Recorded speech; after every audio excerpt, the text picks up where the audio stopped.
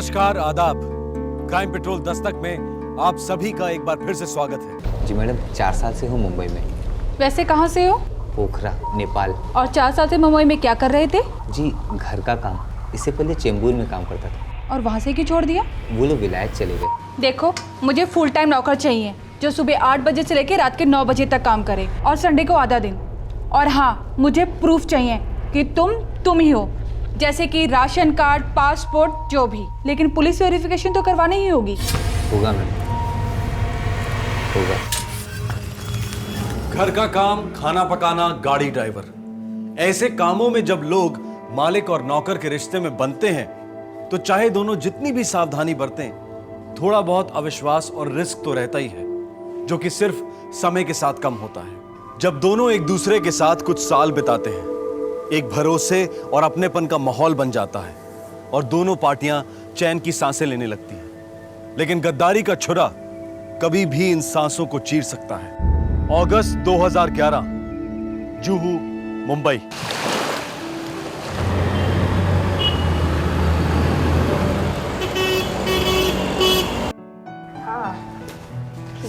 वो जल्दी चलो, फोन पे बात किए जा रही हूँ। चलो जल्दी, ये ले जल्दी डालो, दिखा जा शक्ल।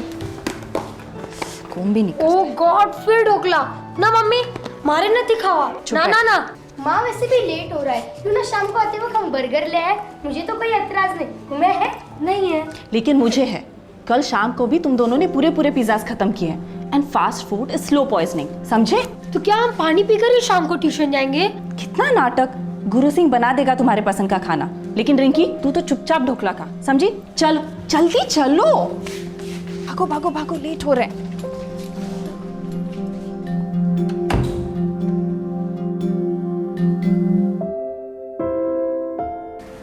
मैं दोपहर में शायद शॉपिंग के लिए चली जाऊंगी, लेकिन तुम दोनों के लौटने से पहले लौट आऊंगी, ठीक है?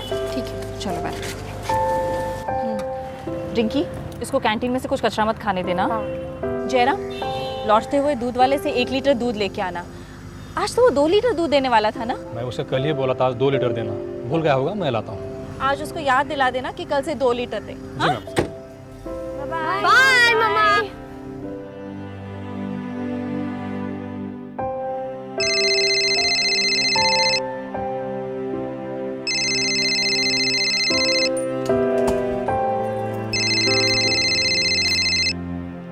हाँ देवांग, बोलो। हाँ, बच्चे चले गए स्कूल?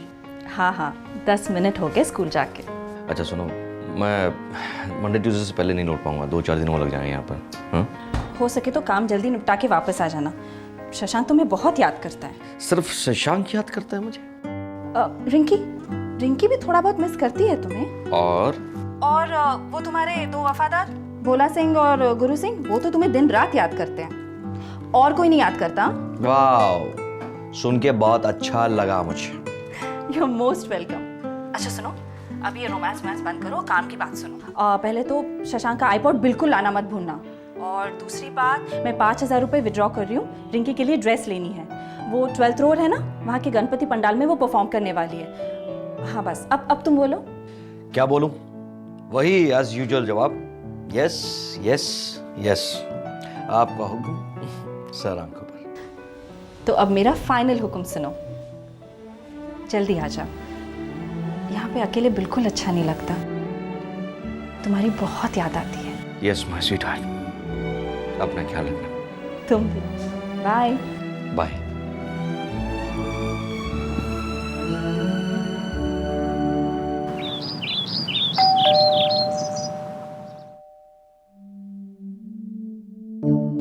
गुरु भोला, आज फिर से लेट आए तुम दोनों। मैम, बस्ती में बहुत पानी भर गया था, कल रात भर बारिश हुई है।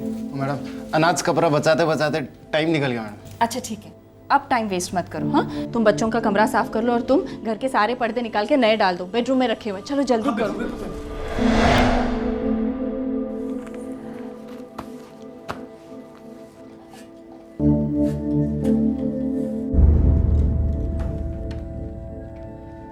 अच्छा जयराम, मैं होंडा सिटी लेके जा रही हूँ और मुझे आने में देर होगी, तो बच्चों को वैगन में लेके आ जाना, ठीक है? जी मैम।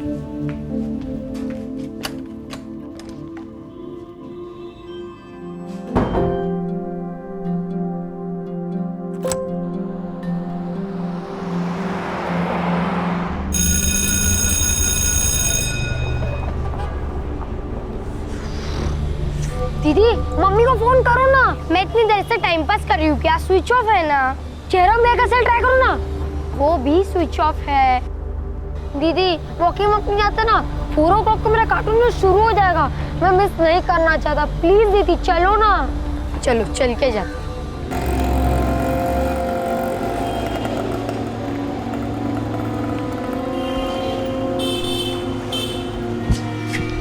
अरे तुम लोग का यही है, मम्मी हमें लाना भूल गए क्या? स्ट्रेंज, ये तो बहुत अजीब बात हुई ना। चलो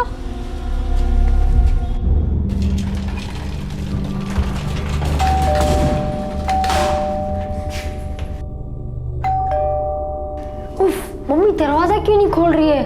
मेरा कार्टून जो शुरू हो गया होगा। चुप, मुझे डर लग रहा है। दीदी उर्मिला आंटी के घर से चाबी ले लेते, मम्मी घर पे नहीं होंगी, शॉपिंग के लिए गई होंगी। फिर दोनों कार्स नीचे कैसे है? ऑटो से गई होंगी ना। प्लीज दीदी टाइम वेस्ट मत करो, चलो ना चाबी ले लो। ठीक है चलो। उर्मिला आंटी जल्दी चलो, मेरा कार्टून शो। अभी खोलते हैं दरवाजा बेटा।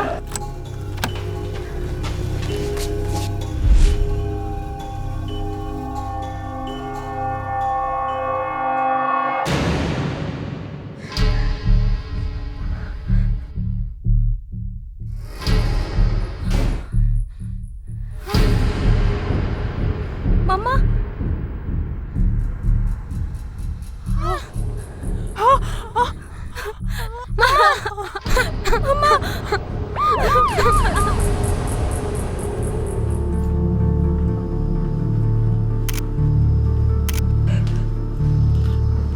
उनके हस्बैंड देवांग अब्रॉड रहते हैं, मैंने उन्हें इन्फॉर्म कर दिया है। उन्होंने कहा है कि वो यूएस से सबसे पहले फ्लाइट पकड़ कर आ रहे हैं। सर पूरा घर लूटा गया है और तिजोरी को भी तोड़ कर खोला है। बच्चों डरो मत, हिम्मत करो और मुझे बताओ कि घर में और कोई रहता था? हमारे 2 सर्वेंट्स, गुरु सिंह और भोला सिंह। साथ में रहते थे? नो अंकल, सुबह 8 o'clock को आते हैं और रात के 9 o'clock को चले जाते हैं। मोबाइल नंबर्स हैं उनके? है, लेकिन मेरे मम्मा के सेल में। जयराम भैया के पास भी उनके नंबर्स है। सर दिव्या और जयराम के फ़ोन स्विच ऑफ है, शायद खूनी फ़ोन भी ले गए होंगे। आप उन 2 नौकरों के बारे में कुछ जानती है? जी मैं ज्यादा तो नहीं जानती, लेकिन शक्ल से पहाड़ी नेपाली लगते थे। पास के ही चॉल्स में रहते थे, कूपर हॉस्पिटल के पीछे। बॉडीज को पोस्टमार्टम के लिए भेज दो। जी सर।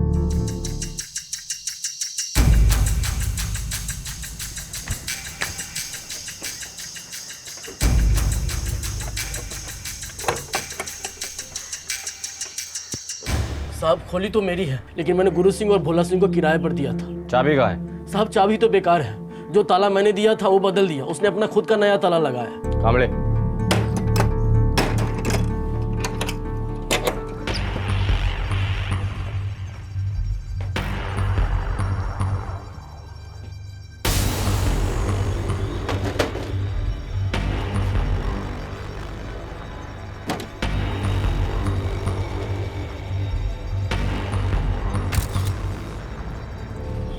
ये दोनों? हाँ सर, 3 सालों से ये लोग यहाँ रह रहे हैं सर। और 3 सालों से उसी घर में काम कर रहे हैं जिस घर में मर्डर हुआ और घर लूटा गया। भाड़े भी ठीक टाइम पर दे देते थे, कभी कोई लफड़ा नहीं करते थे सर।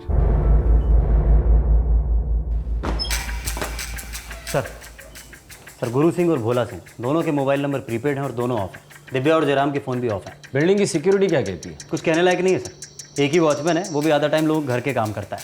मतलब अब तक के लिए हमारे लिए मुख्य आरोपी ये 2 नौकर ही है, गुरु सिंह और भोला सिंह। दोनों नेपाल से हैं सर। इसीलिए तो हमें इन्हें जल्द से जल्द पकड़ लेना चाहिए, क्योंकि एक बार अगर उन्होंने बॉर्डर क्रॉस किया तो ये मामला लंबा खींचेगा। करेक्ट है सर। जूस की एरिया के जितने भी रिक्शा और टैक्सी वाले हैं सबसे पूछताछ करो, किसी न किसी के तो गाड़ी में लूट का माल लेकर भागे होंगे। हो सर। इन्हें फ्लैश करो, यूपी और बिहार पुलिस से कहना कि बॉर्डर के शहरों में इन्हें फ्लैश करो, गोरखपुर और गया कि बीएसएफ से भी बात करो। बाय फ्लाइट तो ये लोग भागेंगे नहीं, बाय रोड ही भागने की कोशिश करेंगे। सर दोनों के मोबाइल नंबर मैंने सर्वेलेंस पे डाल दिए हैं। साथ में दिव्या और जयराम का भी मोबाइल सर्वेलेंस पे डाल दो। पूरे चांसेस है कि ये लोग इनका मोबाइल यूज करेंगे ही करेंगे। बस एक बार ये लोग इनका मोबाइल स्विच ऑन करें तो समझो हमारे हाथों में पहला सुराग लग गया। दिन दहाड़े डबल मर्डर मुंबई के एक बहुत ही पॉश इलाके में। शक के दायरे में थे घर में काम करने वाले 2 नौकर जो उस घर में पूरे 3 साल काम कर चुके थे। इस खूंखार जुर्म ने सारे इलाके को ठंडे पसीने में भिगो दिया। मुंबई शहर भी सुन रह गया। 1 महीने में इस किस्म का यह तीसरा हत्याकांड था। पुलिस पर मैक्सिमम प्रेशर था कि खूनियों को कानून के हवाले किया जाए एज सून एज पॉसिबल।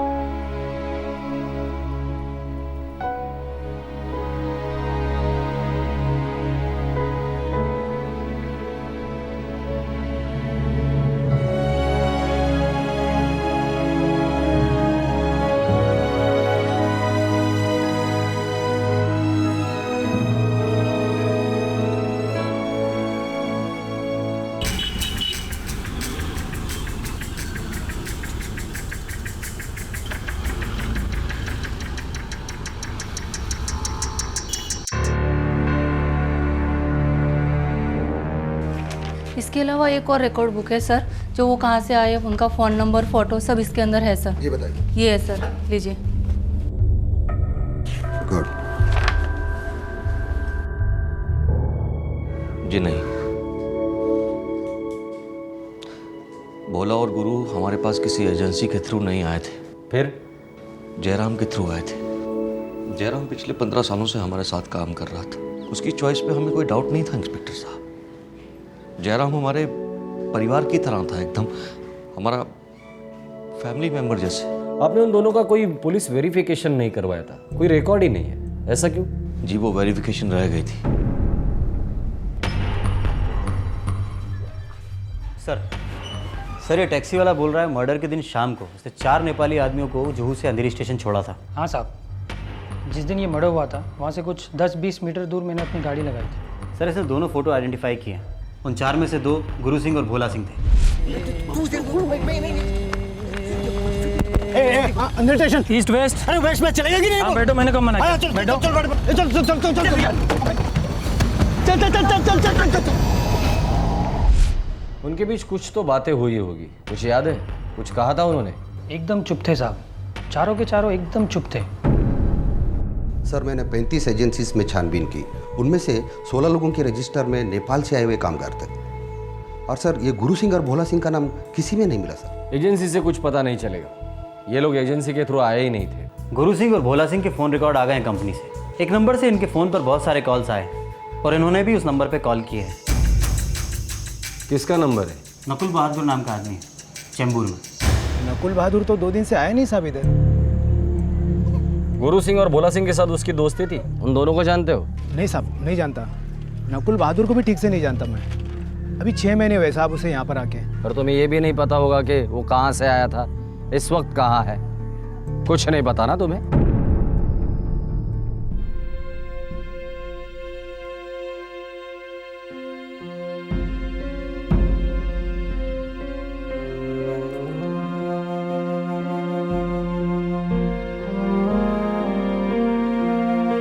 पापा,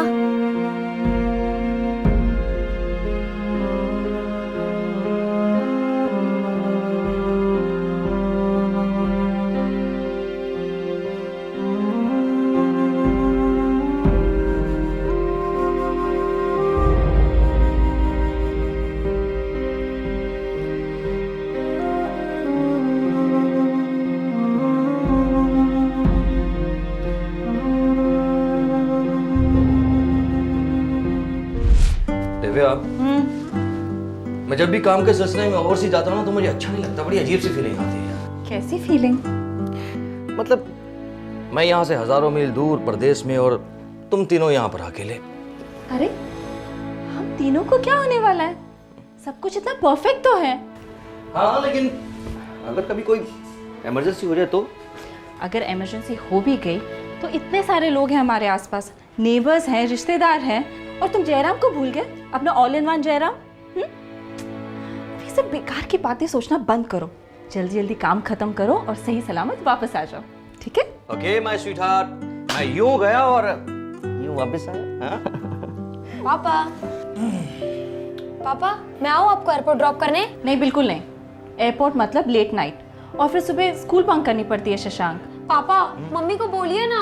देखो बेटा, होगा तो वही इस घर में जो तुम्हारी मम्मी चाहेंगी। है और मम्मा ये चाहती हैं कि आप अभी नाइट ड्रेस चेंज करेंगे, ब्रश करेंगे एंड लाइट्स ऑफ, चली जाइए। ओके ओके पापा, आप है ना आईपॉड लाना मत भूलिएगा।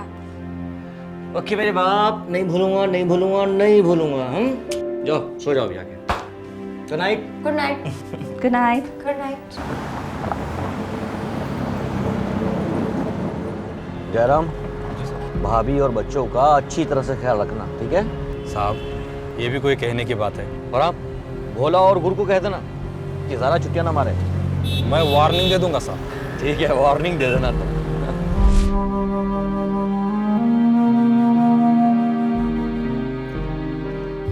भोला और गुरु को इस घर में काम करते हुए 3 साल तो हो चुके थे, लेकिन यह भी तो हो सकता है कि 3 साल से ये दोनों इस हत्याकांड की साजिश रच रहे थे। इस जुर्म के 4 दिन बाद मुंबई पुलिस को गुरु और भोला सिंह की लोकेशन के बारे में एक सुराग मिला।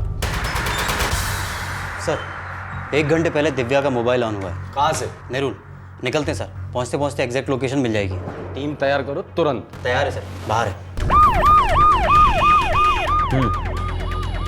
ठीक, okay thanks sir. Nehru Nagar चल। नेरुल।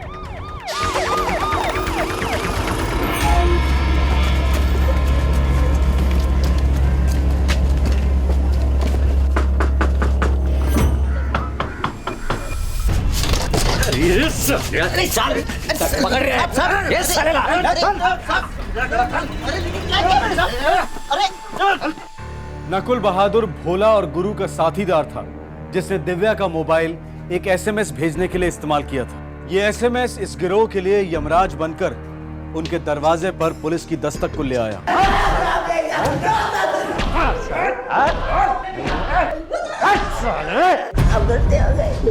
हमसे गलती मत करवा, चुपचाप बता दे 3 लोग कहाँ है, वरना तुझे मार दूंगा मैं गलती से। बता।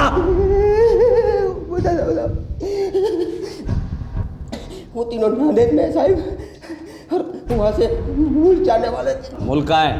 हिंदुस्तान में या नेपाल में? नेपाल में है साहब, नेपाल में, पोखरा जिला साहब।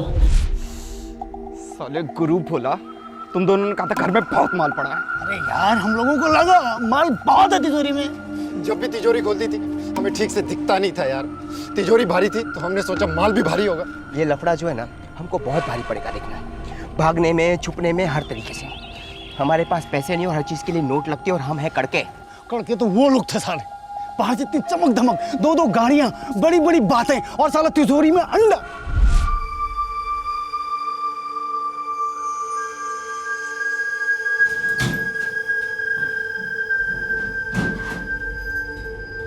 सिर्फ 5,000 रुपए और ये 4 आने वाले जेवर हाथ में है। यार बहुत बड़ी भूल हो गई हम लोगों से, और फालतू में सबके सर 2-2 मर्डर लग गए। चलो माना, कैसे भी करके हम लोग नेपाल पहुंच जाते हैं, लेकिन वहां पे जाके करेंगे क्या? अरे भूखे मरना पड़ेगा उधर भी। क्या क्या सोचा था यार, क्या निकला है नसीब में। पूरे 3 साल की मेहनत बेकार गई है। सोच के अभी कोई फायदा नहीं, समझ गए? एक काम करो, यहाँ से सीधा नांदेड़ निकलो। वहाँ पे मेरा एक दोस्त है, एकदम चुपचाप रहने का, कुछ नहीं बोलने का, समझा? ये दिखा, देखता हूँ इस सोने का कितना पैसा मिलता है मुझे, ठीक है? जैसा ही पैसा हाथ में आता है मैं सीधा नांदेड़ आता हूँ, ठीक है? और वहाँ से हम लोग सीधा भागेंगे नेपाल। नेपाल? अबे टुकुर टुकुर देखते क्या हो, हाँ? लाशें पुलिस के हाथ लगते ही वो हमारे पिछवाड़े में आग लगाएगी, आग, और हमको भागना पड़ेगा कुत्तों की तरह, समझा? देखो, इससे पहले कि पुलिस हमारे तक पहुंचे ना, हमको यहाँ से भागना है सीधा नेपाल, और नेपाल जाके एकदम गायब। चोरी के माल से कुछ नहीं मिला साहब, सारा प्लान चौपट हो गया। फिर हमने सोचा कि नेपाल भाग जाए, लेकिन वो प्लान भी चौपट हो गया। वैसे नेपाल जाने का रूट क्या सोचा था? नांदेड़ से पुणे साहब, पुणे से दिल्ली, दिल्ली से गया, गया से नेपाल बॉर्डर पर पैदल जाने वाले थे साहब। पूना में कब और कहाँ मिलने वाले थे? पुणे हाईवे पे ढाबे के पास मिलने वाले थे साहब। वैसे ही होगा। कल शाम तुम चारों लोग मिलोगे, लेकिन मुंह खोलने की कोशिश की तो याद रखना, उस मैडम को जैसे मारा था वैसे तुझे मैं मारूंगा, समझे? फोन लगा, फोन लगा।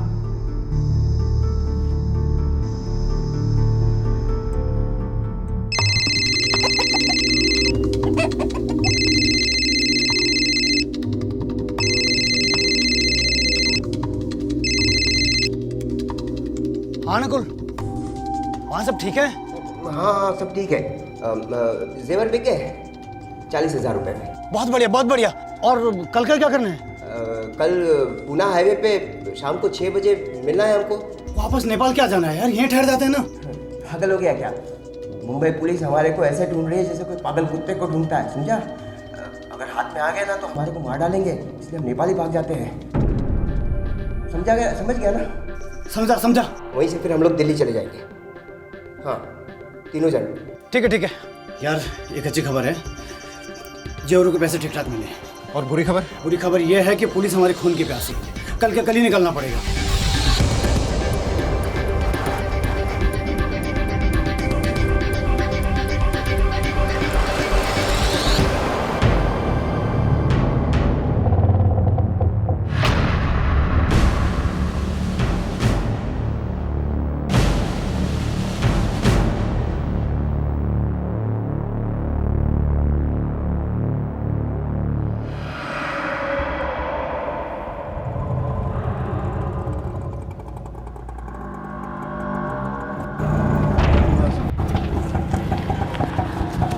चलो भाई, कितना हुआ?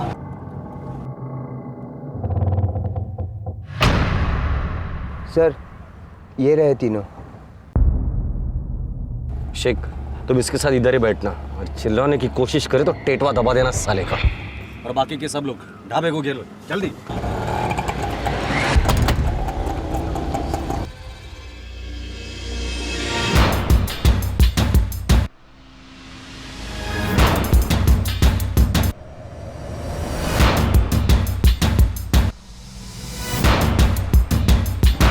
कुछ तो गड़बड़ है।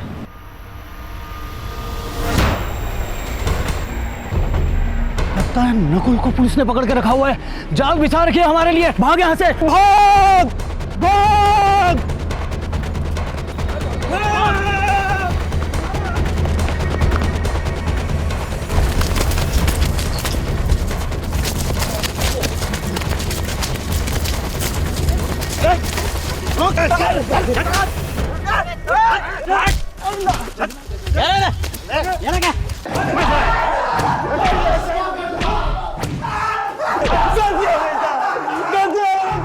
नेपाल में अपने गांव पहुंचने से पहले ही मुंबई पुलिस ने इन चारों अपराधियों को धर दबोचा। अगर ये चारों बॉर्डर क्रॉस कर जाते तो इन्हें मुंबई की अदालतों में वापस लाना बहुत ज्यादा मुश्किल हो जाता, क्योंकि भारत और नेपाल के बीच में एक्स्ट्राडिशन ट्रीटी नहीं है। ये चारों नेपाली नागरिक थे और पिछले 3 सालों से उन्होंने इस हत्या की बारीकी से प्लानिंग की थी।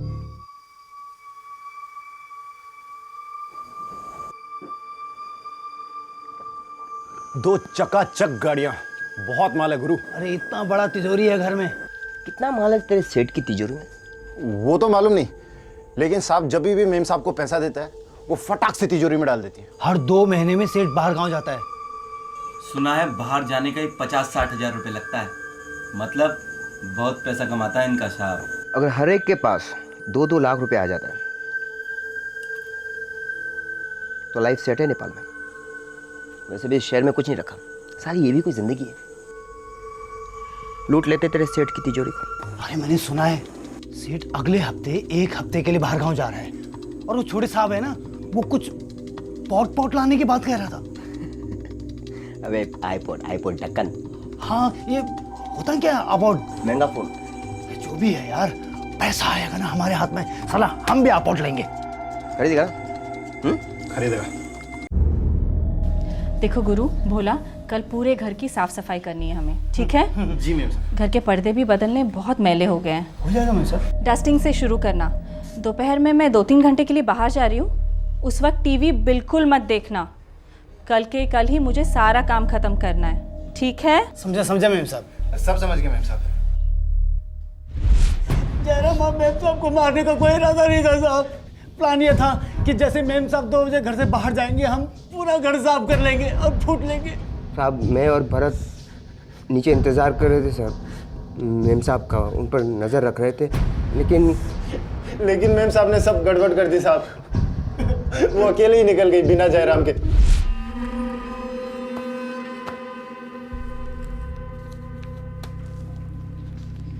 अच्छा जयराम, मैं होंडा सिटी लेके जा रही हूँ, और अगर मुझे आने में देर होगी ना तो बच्चों को वैगन आर में लेके आ जाना, ठीक है? जी मैम।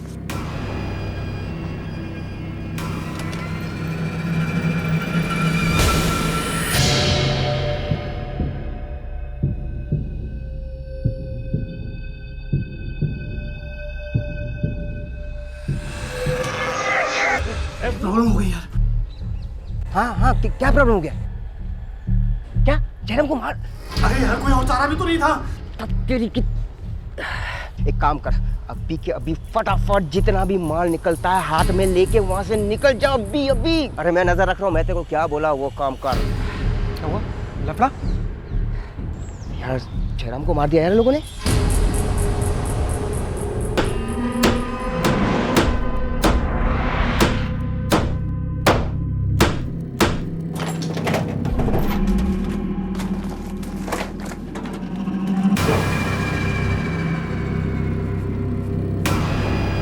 अरे यार सिर्फ 5,000 रुपए। साले तूने तो कहा था मेम साहब सारा पैसा इसमें रख दिया। अरे सिर्फ मैंने बोला था, तू भी तो यहाँ नौकरी करता है। ये क्या हो गया गुरु? फालतू में जयराम को मार दिया। क्या हो गया यार? और हाथ में कुछ नहीं आया। क्या करें अब?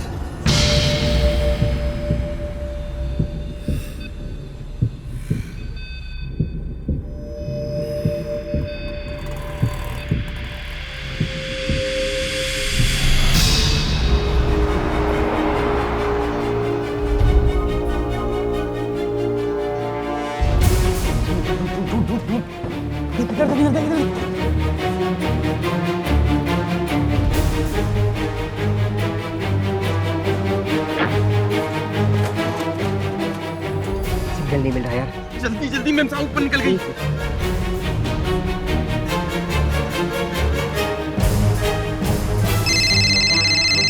हाँ लग गया। हाँ हेलो। अरे नकुल यार, सारी तिजोरी खाली पड़ी है, यहाँ कुछ भी नहीं है। क्या तिजोरी गई खड्डे में? तुम वहां से फुट तो तुम्हारी मेम साहब दरवाजे के पास पहुंच गई है। क्या भग रहा है तू? हाँ जल्दी जल्दी निकल वहां से।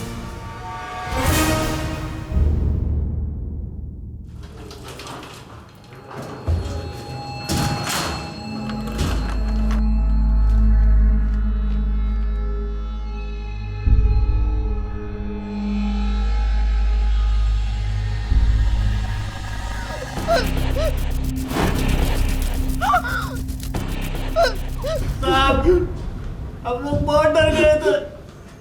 एक बटन तो पहले कर चुके थे हम लोग। इसलिए डर के मारे थर थर कांपते हुए तुम लोगों ने एक अकेली औरत को जान से मार डाला। हाँ? कसम से साहब, बहुत फटी पड़ी थी साहब। मेम साहब चिल्लम चिल्ली करती तो पकड़े जाते ना साहब। लेके जाओ इन्हें।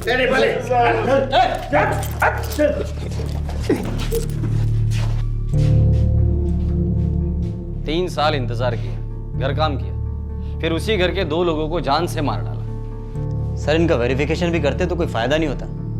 क्रिमिनल रिकॉर्ड तो था नहीं, पहला केस था इनका। वही तो, कैरेक्टर का सर्टिफिकेट तो कोई भी देगा वाघ, पर नियत का सर्टिफिकेट कौन देगा?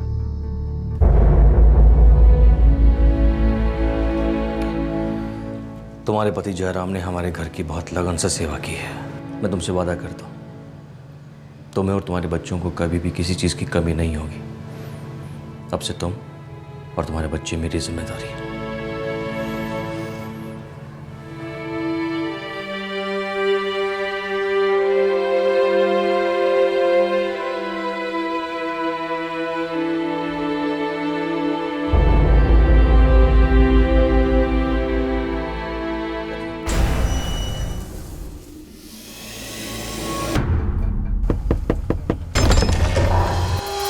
ये लीजिए चाचा जी, आपके बेटे ने पैसे भेजे।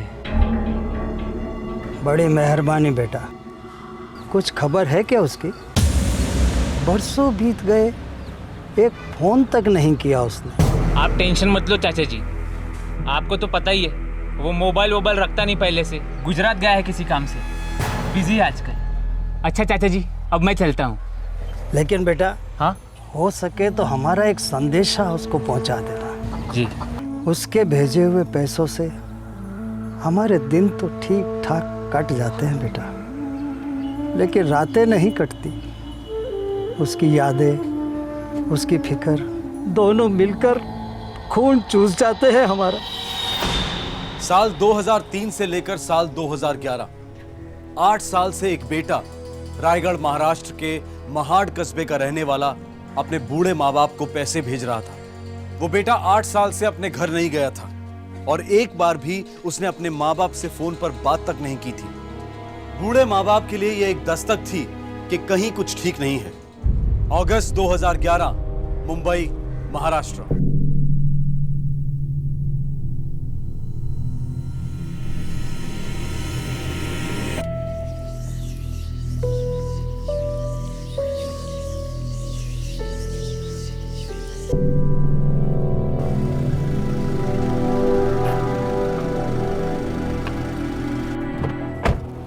अबे तो मैं क्या करूं? आज तारीख क्या है?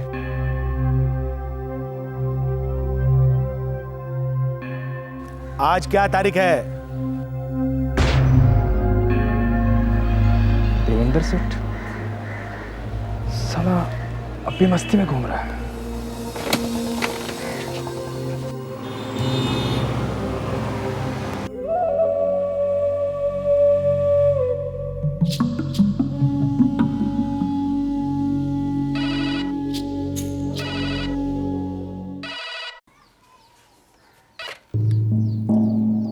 हेलो हेलो काका, रफीक बोल रहा हूँ, साईनाथ का दोस्त।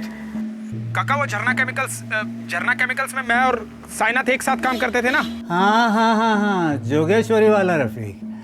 कैसे हो बेटा? मैं ठीक हूँ काका। काका वो साईनाथ कैसा है? साईनाथ पता नहीं बेटा, पर वो अच्छा ही होगा ऐसा भगवान से प्रार्थना करते हैं हम लोग। क्या मतलब काका? अरे उसका सेठ देवेंद्र साहब, उसने कहा कि साईनाथ ठीक है और गुजरात में कहीं काम कर रहा है। साईनाथ हर महीने पैसे भेजता है, लेकिन इतने सालों से हम मिले तक नहीं है उसको। क्या बोल रहे हो काका आप? क्यों, क्या बात है? कोई खबर है क्या? रफीक बोलो, कुछ हुआ है क्या? क्या हुआ है? साई बोल रफीक बोल। काय झालं माझ्या साईला? अरे त्याला कैसा है रे मेरा साई, बोलना। काय झालं माझ्या साईला? काय झालं? सांगा ना, मला सांगा ना। रफीक तू बोलता क्यों नहीं? काका थोड़ी देर में फोन करता हूँ, वो लाइन में प्रॉब्लम है।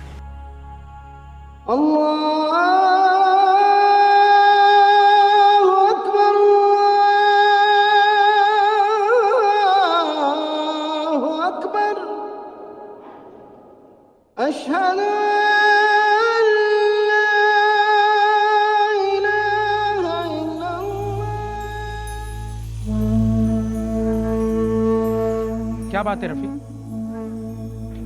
नहीं, एकदम नर्वस दिखाई दे रहे हो। कुछ नहीं यार, रोजा खोलो। भेजे को कुछ खाया जा रहा है यार।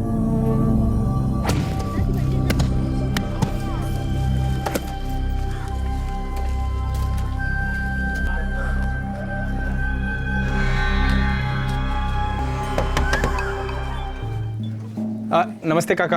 अरे नमस्ते बेटा। काका वो साईनाथ घर पे है? अंदर आओ, अंदर।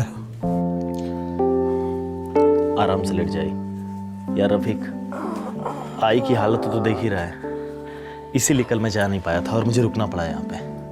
बेटा रफीक, मैंने साईनाथ से कहा था कि एक और दिन रुक जाओ। 1 महीने से इसकी शक्ल नहीं देखी। कोई नहीं काकी, वो साईनाथ को लेके सेठ थोड़ा टेंशन में आ गया था, इसलिए साईनाथ को देखने के वास्ते आ गया मैं। आई बाबा, आज मुझे मुंबई वापस जाना ही पड़ेगा, बहुत ही ज़रूरी काम है।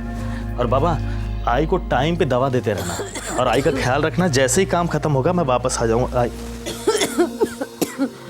बेटा साई, 1 और दिन रुक जाओ ना।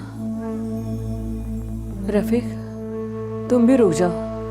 नहीं काकी, फिर कभी। क्या है ना, साईनाथ के बिना सेठ का काम एकदम ठप पड़ जाता है, और फिर आज की आज वापस जाने का है। रफीक, आई को यार इस हाल में छोड़कर आना बहुत खराब लग रहा है भाई। तू आज नहीं आता ना तो बहुत कुछ खराब हो जाता। देवेंद्र सेठ का भेजा बहुत गर्म है। पहले उसे मुंह दिखाते हैं, बाद में काम पे चलते हैं। मेरे भाई अब बोल भी दे, ये क्या टेंशन है तेरे चेहरे पर? यार अशफाक, पिछले 8 साल से पेट में गांठ बांध के रखी है, अब और नहीं रख सकता यार। कैसी बात और कैसी गांठ? आज मैंने देवेंद्र सेठ को देखा, वही मेरा पुराना सेठ, वही ना जो तेरे अभी के सेठ का बिजनेस पार्टनर हुआ करता था। हाँ हाँ वही। तो उसको देखकर तुझे क्या प्रॉब्लम होने लगी? रफीक, तूने कहीं उसका पैसा तो गोल नहीं किया है ना? नहीं रे।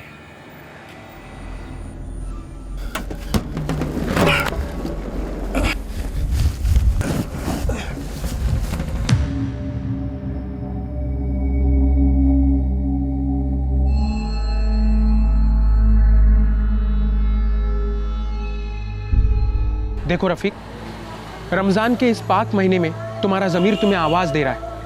जो कुछ तुमने किया है उसे कबूल करने का वक्त आ गया है। छाती पर का पत्थर फेंक दो। बहुत डर लग रहा है अशफाक। डर किस बात का रफीक? अल्लाह ने तुम्हें एक मौका दिया है। देखो, मेरी पहचान का एक पुलिस कांस्टेबल है क्राइम ब्रांच में, वो तुम्हारी मदद कर सकता है। अब नामदेव बावकर नाम है उसका।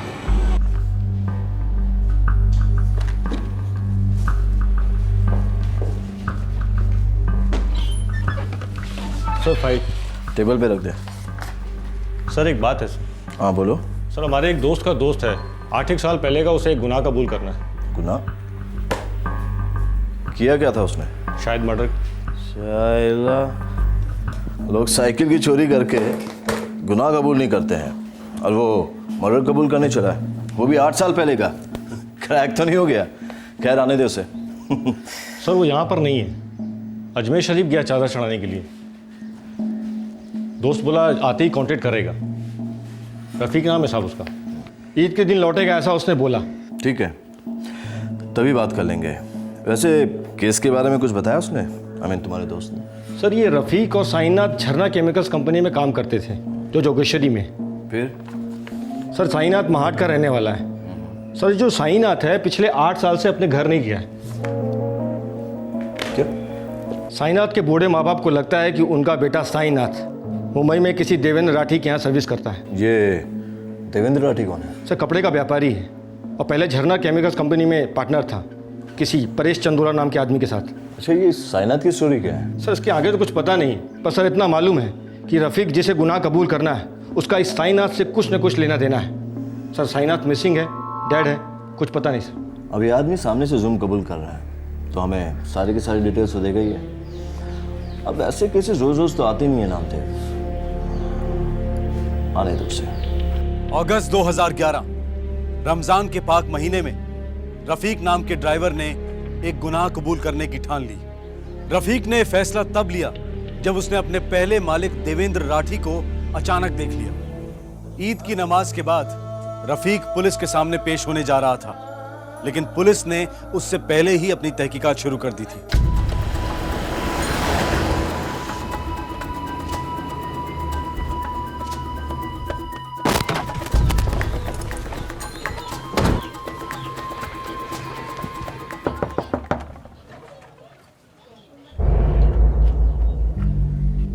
होए साहब, साईनाथ मेरा इकलौता बेटा है।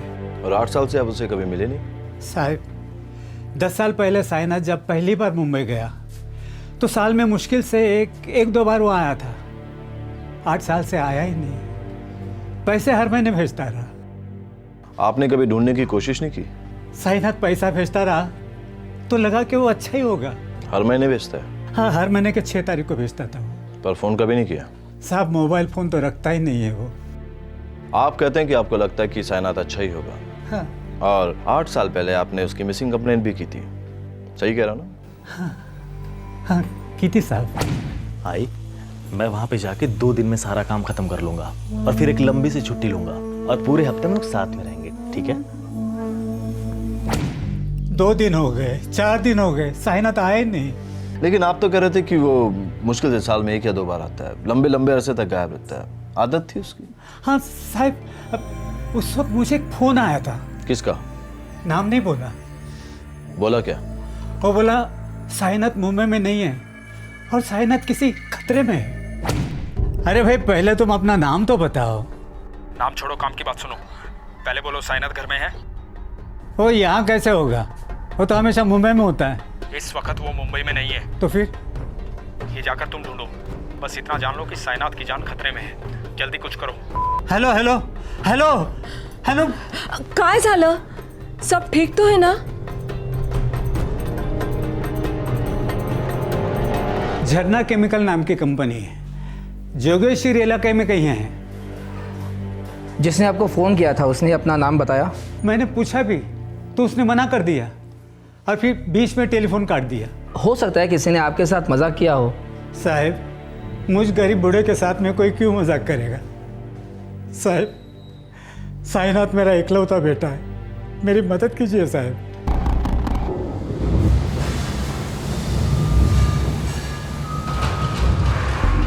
अच्छा, तो मिस्टर देवेंद्र राठी, आप कह रहे हैं कि आपने साईनाथ को आपके काम के लिए गुजरात भेजा है? कोई पहली बार नहीं गया सर, हमेशा जाता रहता है। साइनाथ मेरा खास आदमी है, उसके माँ बाप खामखा टेंशन ले रहे हैं। बिलीव मी सर, सब सही है। साइनाथ 2-4 दिन में इधर लौट आएगा। अगर आपको चाहिए तो मैं खुद उसे महाड़ पुलिस स्टेशन ले आऊँगा। ठीक है, थैंक्स। Thank you. चलो।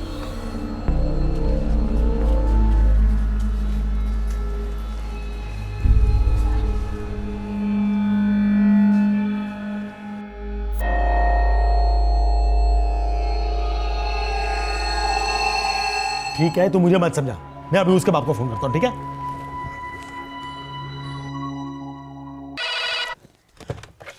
हेलो दीनानाथ जी, देवेंद्र बोल रहा हूँ, देवेंद्र राठी, साइनाथ का सेठ। हाँ, नमस्ते साहब। ये क्या है दीनानाथ जी, आपने मेरे खिलाफ पुलिस कंप्लेंट कर दी? गलत मत समझना साहब, लेकिन मुझे मेरे बेटे की फिक्र है। तो सीधे पुलिस के पास चले गए आप? अरे मुझे फोन कर दिया होता फैक्ट्री में, फैक्ट्री का नंबर तो है ना आपके पास? मैंने फैक्ट्री में फोन किया था साहब, किसी ने आपसे बात करने दी नहीं मुझे, और साइनाथ की कोई खबर भी नहीं दी। तो मैं आपको खबर देता हूँ, साइनाथ गुजरात गया हुआ है ऑफिस के काम से। वहाँ अच्छा तो है ना? बहुत अच्छा है, मेरे खास आदमियों में से है साइनाथ। 3 साल से मेरे लिए काम करता है, मैं उसकी ठीक ठाक खबर रख रहा हूँ, और मैं आपको हाथ जोड़ के विनती करता हूँ, दोबारा ऐसा कभी भी हो तो पुलिस के पास मत जाइएगा, सीधे मुझे फोन करिएगा। ठीक है साहब। अपने गुस्से पे थोड़ा काबू रखना। अभी तूने कैसे बात की साईं के बाप के साथ? परेश प्लीज, मुझे तेरा बार बार का लेक्चर देना बंद कर, समझा? मुझे पता है मैं क्या कर रहा हूँ, मैं सब संभालूंगा। ओके?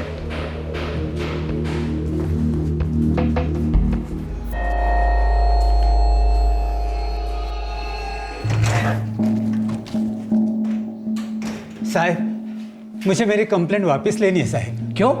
उसके मालिक देवेंद्र सेठ ने सामने से फोन कर मुझे बोला है।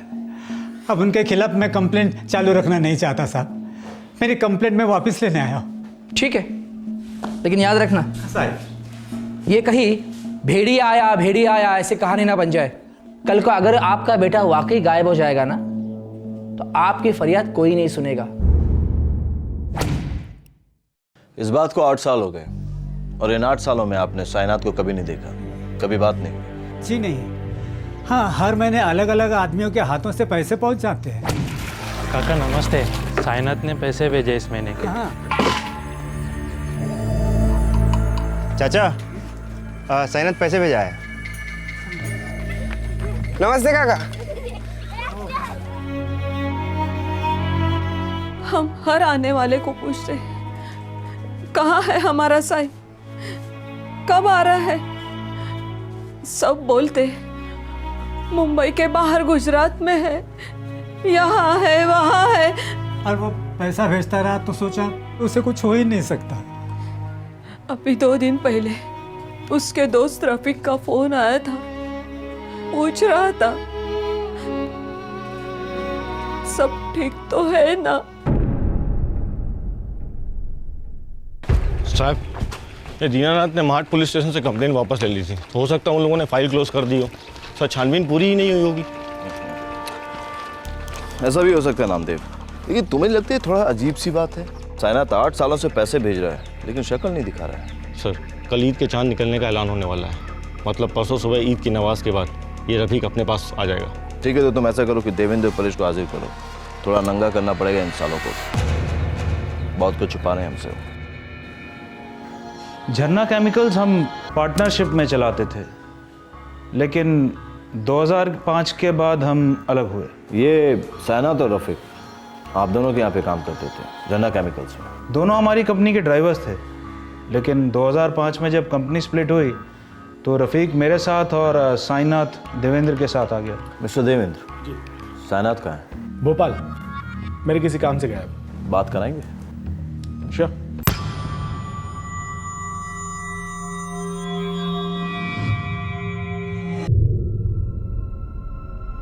हाँ इंगोले।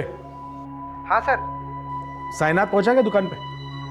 यही है, साइनाथ सामने ही बैठा है मेरे। फोन दे उसको। लीजिए। हेलो, साइनाथ रेवकर? जी सर, मैं साइनाथ रेवकर बोल रहा हूँ। आप कौन बोल रहे हैं सर? पुलिस। तो तुम मोबाइल नहीं रखते? नहीं सर, पसंद नहीं है, और वो बटन जमता नहीं सर मेरे को। तुम्हारी माँ का नाम क्या है? मायावती रेवकर। सर मेरी माँ का नाम मायावती रेवकर है और बाप का नाम है दीनानाथ रेवकर। मैं महाट का रहने वाला हूँ, जिला रायगढ़। कुछ बात है सर? बात हो गई। कुछ सवाल थे, जवाब मिल गए। Thank you. ये क्या है सर? साइनाथ के बारे में कभी भी कोई भी कंप्लेंट होती है आप हमें बुला लेते हैं क्वेश्चनिंग के लिए? मिस्टर देवेंद्र, 8 साल पहले आपने रफीक को महाट भेजा था साइनाथ को घर से ऑफिस लाने के लिए। हाँ भेजा था। ऐसी क्या एजेंसी आ गई थी मिस्टर देवेंद्र कि आपको साइनाथ को बीमार माँ को छोड़कर यहाँ बुलाना पड़ा? हमारी कंपनी में 2 ही भरोसे के आदमी थे, साइनाथ और रफीक। मुझे एक अर्जेंट कैश की डिलीवरी करवानी थी भुज गुजरात में, इसलिए मैंने रफीक को भेजा था साइनाथ को बुलाने के लिए। तो आपने रफीक को भुज क्यों नहीं भेजा? रफीक को परेश भेजना चाहता था अपने किसी काम के लिए बेंगलोर, इसलिए मुझे साइनाथ चाहिए था। अच्छा मिस्टर देवेंद्र, वो अभी आप जहाँ बात कर रहे थे भोपाल में, मेरी दुकान का नंबर है। मुझे वहाँ का एड्रेस चाहिए। लीजिए। तो सर अब हम जा सकते हैं? जा सकते हैं, अभी के लिए। Thank you. कहा था ना तुझे, अपनी ईगो और गुस्से को काबू में रखा कर, नहीं तो एक दिन ले डूबेगा हम दोनों। तू रहने दे परेश, जब हम पार्टनर्स थे तब बहुत सारे लेक्चर सुने हैं तेरे, अब नहीं। ओके? तू 4 आना भी चेंज नहीं हुआ ना, वही लेवल पर सोचता है, वही लेवल पर पेश आता है।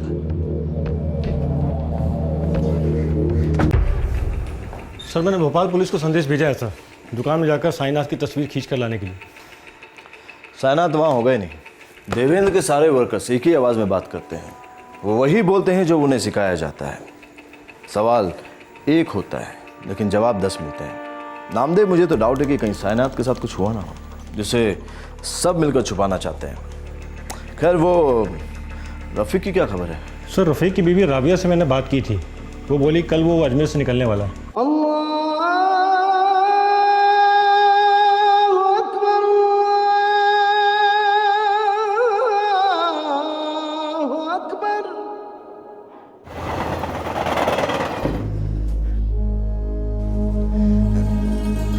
एक बार और सोच लेते बेटा। 8 सालों से सोच ही रहा हूँ अब्बू, अब सोचना बंद, जीना शुरू। अरे कैसा जीना, और हमारा क्या? कम से कम एक आखिरी बार हम सबके बारे में सोच तो लेते। खुदा है ना इन सब के लिए, जो मुझसे सच बुलवा कर मुझे संभाल रहा है, वो आप लोगों को भी संभालेगा। अरे जब इन 8 सालों में किसी को कोई फर्क नहीं पड़ा, तो अचानक से आपको क्या हो गया? राबिया, ये मत बोलो कि किसी को कोई फर्क नहीं पड़ता। पिछले 8 सालों से घुट घुट के जी रहा हूं मैं, घुट घुट के, हर रात राबिया, हर रात।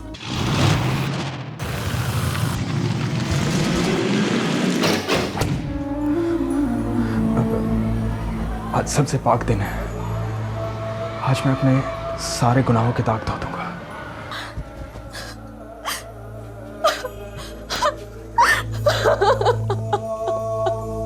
खुदा ने रफीक के घायल जमीर पर मरहम लगाकर उसे मजबूत किया। 8 साल के बाद उसे ताकत मिली थी कि वो खुदा और कानून दोनों के सामने एक संगीन जुर्म का इस्तकबाल करे। ईद के पाक मौके पर रफीक क्राइम ब्रांच के ऑफिस पहुंच गया। 3 दिन पहले तुमने साइनाथ के पिता दीनानाथ को फोन किया था साइनाथ का हालचाल पूछने के लिए। जी।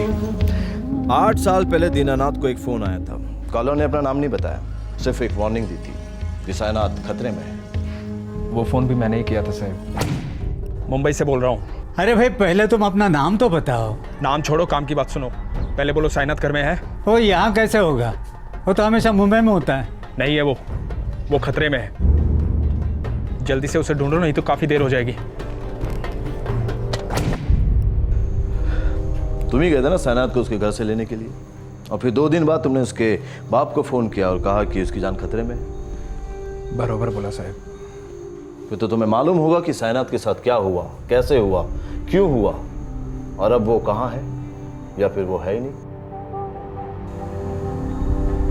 उस टाइम देवेंद्र सेठ को 25,000 रुपये देने थे एक रायगढ़ की पार्टी को, और डिलीवरी साइनाथ को करनी थी।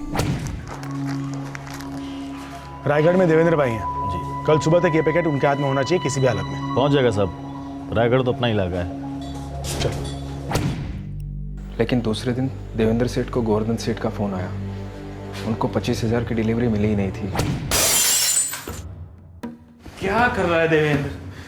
अरे वो साइनाथ कहीं फंस गया होगा। नहीं, साला मेरे भरोसे पे थूक के गया, वो भाग गया मेरे पैसे लेके।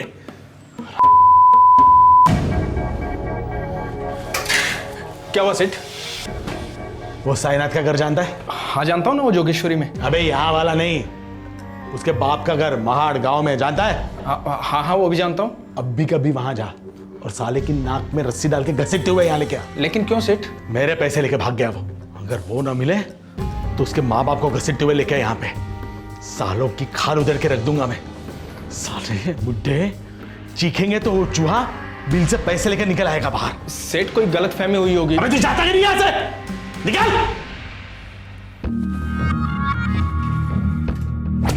साहब, साइनाथ मेरे को बोला था कि रायगढ़ की डिलीवरी के टाइम अपनी माँ से मिलता हुआ जाएगा। मेरे को यकीन नहीं था साहब कि वो पैसा लेके गायब हो सकता है, पर देवेंद्र सेठ के बोलने पे मैं चेक करने के वास्ते गया। यार रफीक, ये रायगढ़ वाली डिलीवरी ना पहले कर लेते हैं, इसके बाद चलते हैं बम्बई। मेरे भाई पहले से बहुत गर्म है वो। तू एक काम कर, मेरे साथ मुंबई चल। बात की बाद में देखेंगे यार। चल मुंबई चल। साले आई समझ सेठ जी, मेरी आई की तबीयत बहुत ज़्यादा खराब थी सेठ जी। मैं सिर्फ 1-2 घंटे के लिए घर चला गया था। मैं तो कह रहा था कि रायगढ़ वाली डिलीवरी कर लेते ये पैसे है ना सेठ जी। ए देवेंद्र, चल माफ कर दे। अरे क्या माफ? बोला था ना तेरे को, बोला था ना डिलीवरी अर्जेंट है, बोला था। बोला साला मेरे धंधे की ड्यूटी पे मूतता गया सर तू।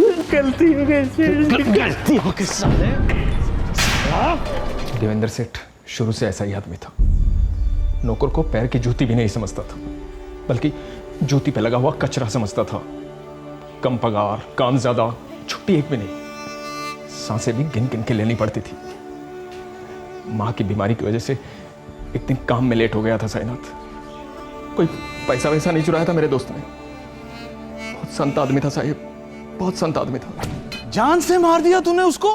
अच्छा हुआ मर गया साला चोर। चोर नहीं था वो, तू भी जानता है। तो गया, अब मुर्दे से माफी मांगो। चले नाटक कम नहीं, ये तेरा रोना धोना है ना, किसी और दिन के लिए संभाल के रख, समझा? उठना साइनाथ। इसकी लाश को ठिकाने लगा, चल। इसकी मौत का बिल तेरे नाम पे फाड़ सकता हूँ। पुलिस मेरी जेब में है, तेरे पे चार्ज लगाएगी कि पैसे के लिए तूने इसका खून किया। साला सारी उम्र वो जेल में ईद मनाना तू। बोल क्या पसंद है, ठिकाने लगा इसको। डर गया था साहिब, बहुत डर गया था। उस टाइम कुछ सोच नहीं रहा था। जैसा देवेंद्र सेठ बोला ऐसा ही किया साहिब। लाश ठिकाने लगा दी। साइनाथ की बॉडी को गाड़ी में डाल के कसारा घाट ले गया।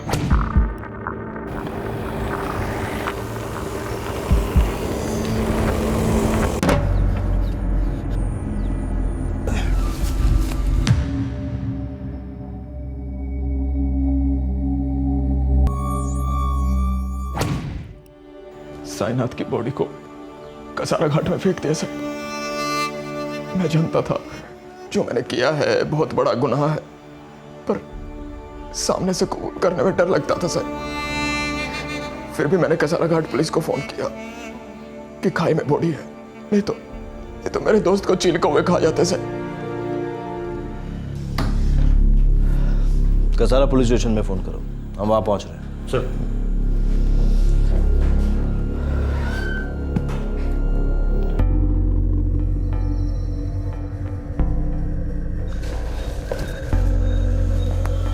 सर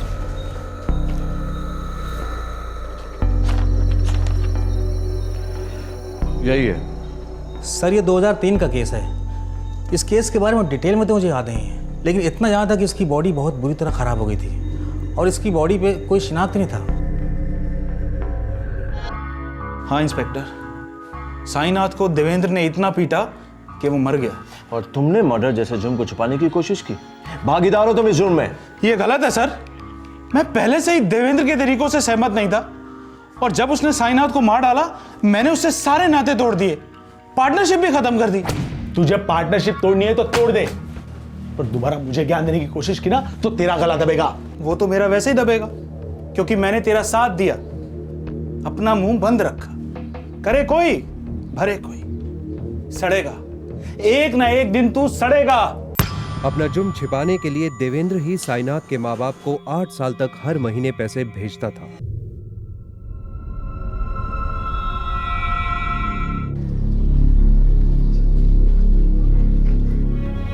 हमें लगा वो हमसे नाराज है। इतना बड़ा बोझ जो बन के बैठे थे उस पे हम। नहीं काका, बहुत अच्छा आदमी था आपका बेटा, बहुत प्यार करता था आप दोनों से।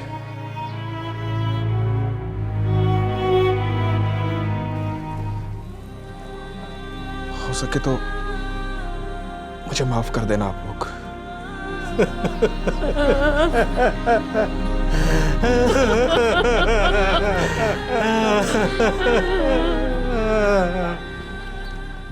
8 साल बाद ही सही, लेकिन जो तूने किया है बहुत सही किया रफीक। बेटी, पुलिस ने रफीक को हिरासत में ले लिया है। रो मत बेटी, जब खुदा की अदालत ने उसे हिम्मत दी है तो इंशाअल्लाह इंसान की अदालत भी उस पर जरूर रहम करेगी। रफीक को इस जुर्म को छिपाने के चार्जेस पर सजा तो जरूर होगी, लेकिन जरा सोचिए, अगर रफीक सामने आकर इस निर्दयी हत्या का पर्दाफाश नहीं करता तो साईनाथ की मौत का रहस्य हमेशा रहस्य ही बना रहता। उसकी लावारिस लाश का केस पुलिस फाइलों के ढेर के नीचे होता, जहां उसे धूल तक नसीब नहीं होती। उसका हत्यारा देवेंद्र राठी खुलेआम घूमता रहता और साईनाथ के माँ बाप झूठी आस और गलत फहमियों में अपनी आखिरी सांस लेते। क्राइम पेट्रोल दस्तक रफीक जैसे बहादुरों की दाद देता है, जो अपने जमीर की दस्तक सुनते हैं, फिर चाहे जो हो जाए। फिर होगी आप सबसे मुलाकात, तब तक अपना ख्याल रखें, सुरक्षित रहें। जय हिंद। क्राइम पेट्रोल के और भी दिलचस्प कहानी देखने के लिए हमारे चैनल को सब्सक्राइब करें और बेल आइकॉन दबाना न भूलें।